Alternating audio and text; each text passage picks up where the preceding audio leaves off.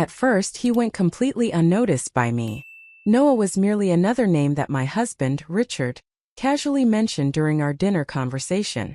He's a genius, Richard remarked. A truly exceptional student among the many I've encountered. I smiled and nodded with a practiced grace, reminiscent of a partner listening attentively as her spouse rambles on about the intricacies of his job. One evening, Richard extended an invitation to a select group of his students for an intimate gathering. Noah stood present. He exhibited a courteous demeanor, gentle in tone, a touch reserved.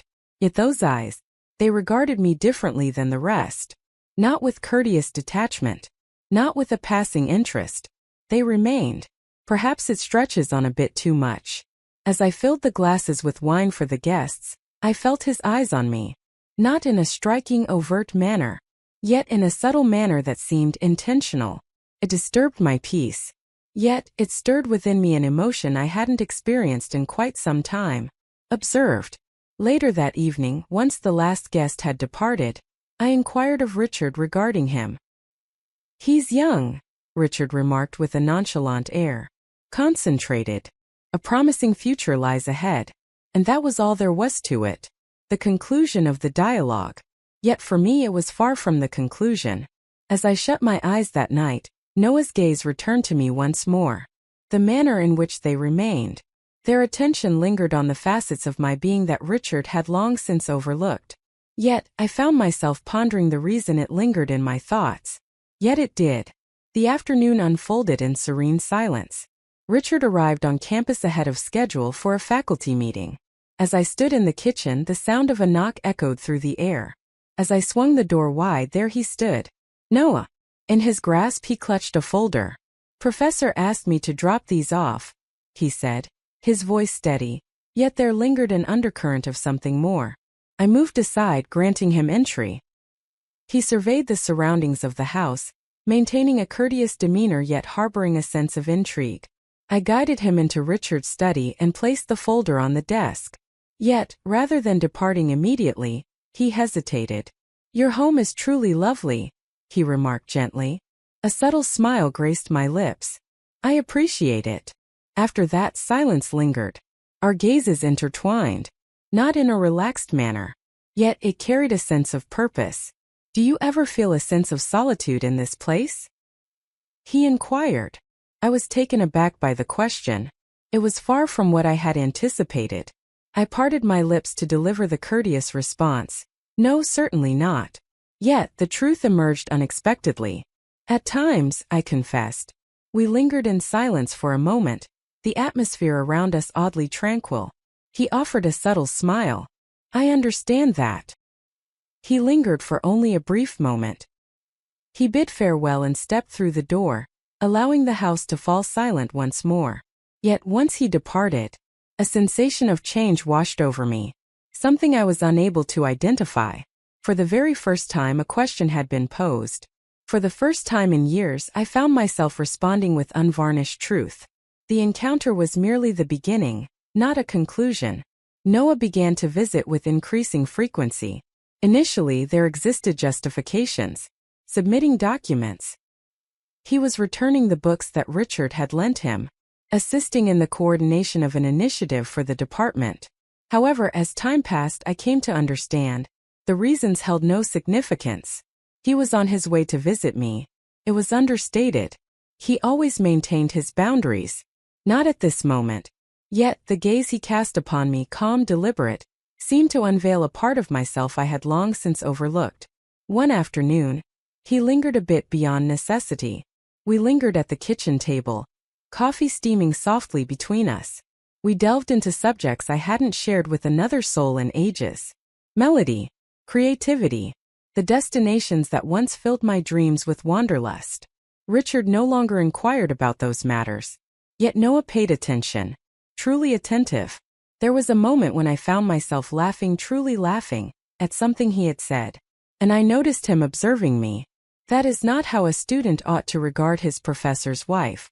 Yet, the gaze of a man directed towards a woman he yearns to comprehend speaks volumes. The stillness that followed that laughter was palpable. Yet, neither of us made a single move. As he rose to depart, He lingered momentarily at the threshold. "You rarely wear a smile," he remarked gently. "Yet when it happens, it's truly magnificent." And then he departed. I lingered in that stillness, the house enveloped in silence once more, my heart racing beyond its usual rhythm. For I was aware beneath the surface, if he were to return, I wouldn't discourage him from doing so. The afternoon was marked by a steady rain. Noah visited once more, delivering the papers that Richard had requested. Yet Richard was absent from the house. Only we remained. I brewed a cup of tea. We lingered in the living room, the gentle patter of rain weaving through the quiet spaces of our conversation. Our conversation delved into his academic pursuits, concerning his aspirations following the completion of his studies, the sensation of being adrift, uncertain of where your true home lies. And in the midst of that dialogue, a transformation occurred. He ceased to share details about his own life. He began to inquire about me. "Have you ever sensed that you sacrifice pieces of your own identity for another?" he inquired. The question struck with an unexpected weight. I felt compelled to decline. I aimed to maintain a sense of levity. Yet again the truth emerged unbidden. "Indeed, I do." A lengthy silence hung in the air. He extended his hand. His hand grazed mine on the couch. Merely a scratch. Yet it remained still. I didn't either. His fingers glided over mine, slow and intentional, as if seeking permission without uttering a single word. I held my ground.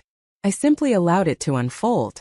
As I finally raised my gaze, I found his eyes fixed upon me, serene, unwavering, yet brimming with an unspoken intensity that left me hesitant to define. Silence enveloped the moment. Silence envelopes the space. At last I softly murmured, "It's time for you to leave." Yet my voice lacked the conviction I intended. He was aware of it. As he rose to his feet, he lingered, holding onto my hand for just a moment longer. He lingered with it for just one more second.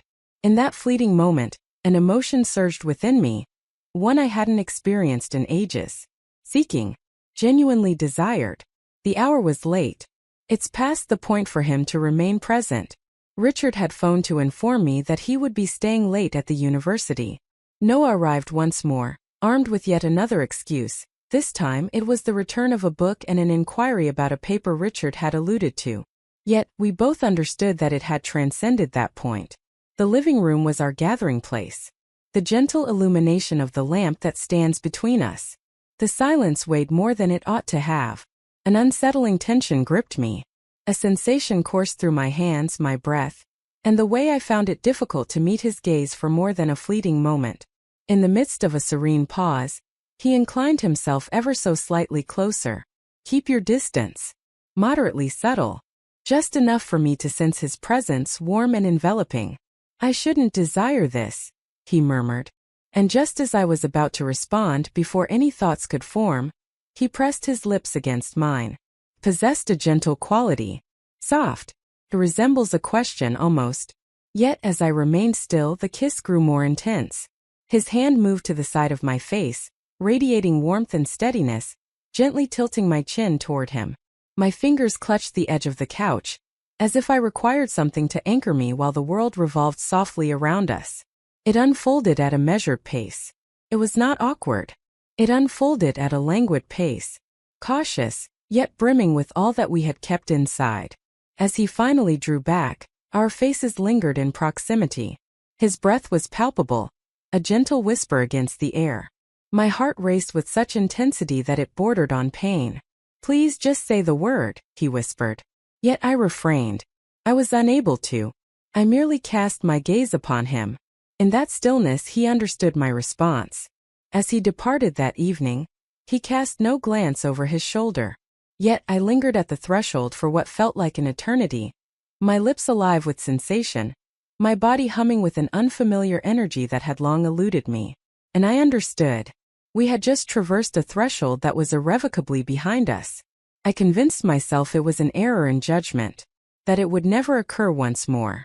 It was merely a fleeting lapse. A kiss I could feign held no significance. Yet the reality, the thought lingered in my mind, refusing to fade away. He occupied my thoughts incessantly. The sensation of his hand against my face. His lips brushed against mine, deliberate and unhurried. I experienced a resurgence of life within me, even if it was misguided. After a span of 2 days he returned. This time he arrived empty-handed, devoid of papers or books. He didn't even feign that it was for Richard. As I swung the door open, his gaze met mine, a silent exchange hanging in the air. Silence speaks volumes. And I moved aside. Our conversation was sparse. We no longer feigned that it was solely about the company.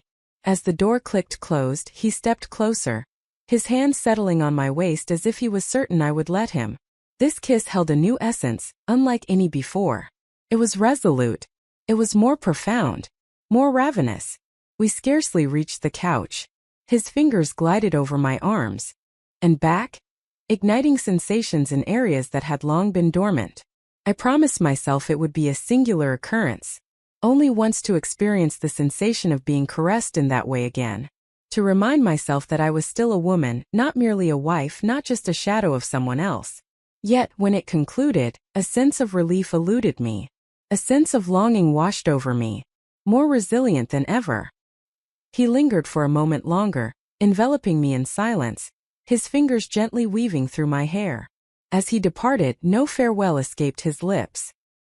He simply gazed at me, as if he was fully aware that I wouldn't dare to ask him not to return. Yet I refrained.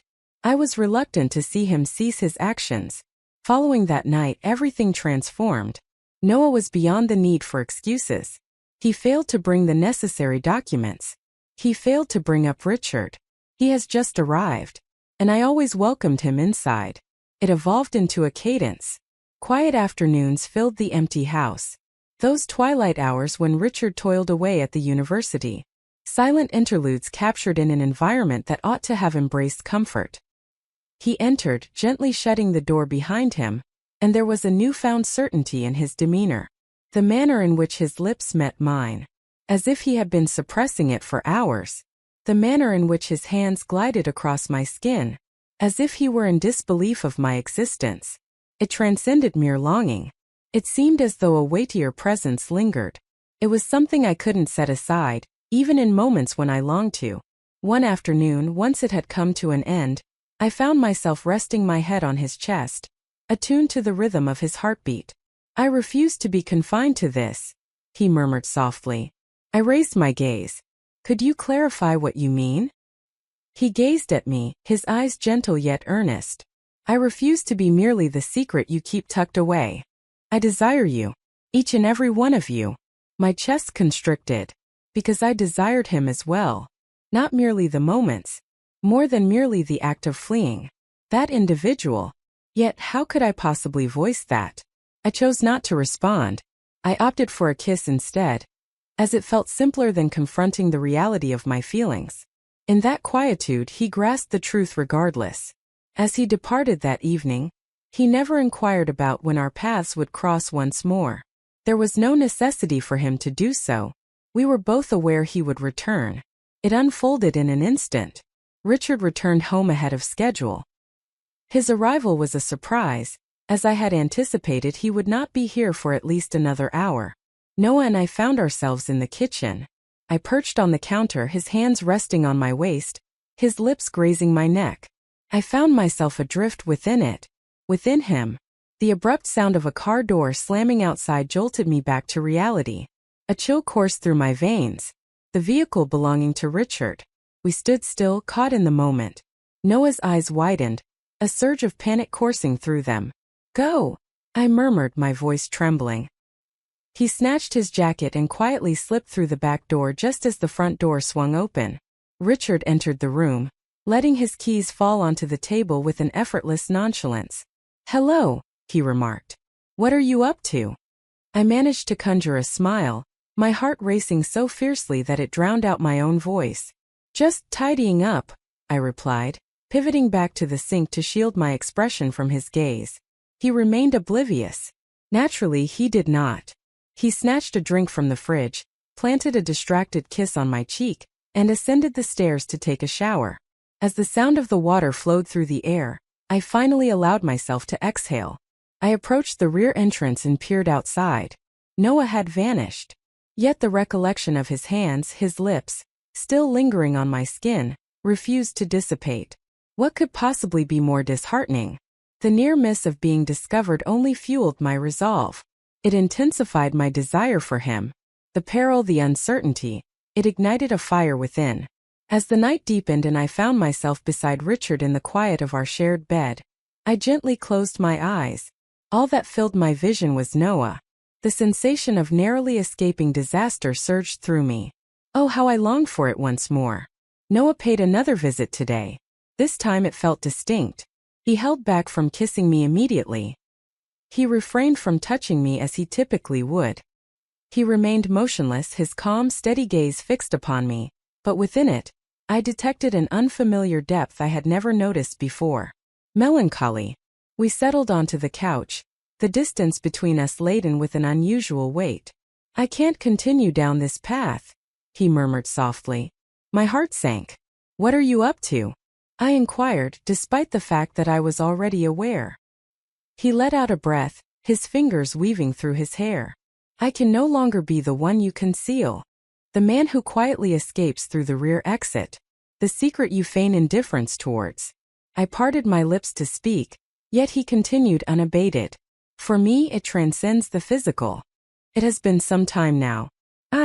I have feelings for you. The words crashed over me like a relentless tide, because they had transcended mere desire. They were on the brink of making a choice.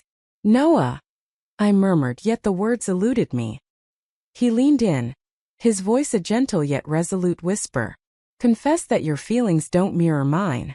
If you can assure me that this is merely a game for you, I will turn and leave at this very moment.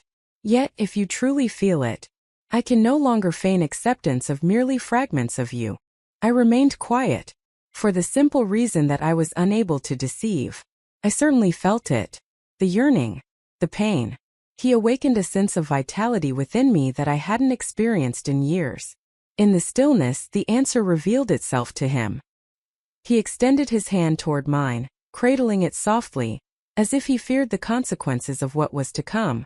I desire something deeper than fleeting instances, he murmured gently. I desire you. I refrained from saying no to him, for the simple reason that, at the core, I desired him as well. It's more than mere touches. It's more than merely the thrill. That individual. And in that instant I confronted the truth I had long evaded. This had evolved beyond a mere affair. It was an action beyond my power to reverse. It no longer felt like a secret liaison. Not on that particular night. Not when Noah arrived after Richard departed for yet another late meeting. This time there was an absence of pretense. There is no justification. Let's skip the pleasantries. As I swung the door open, he entered with a confident stride and enveloped me in his embrace. I acted without a moment's pause. I kissed him as if I had been waiting an eternity for this moment. I embraced him as though the very act of releasing my grip might cause him to vanish into thin air. We arrived at the bedroom, the very one that Richard and I called our own.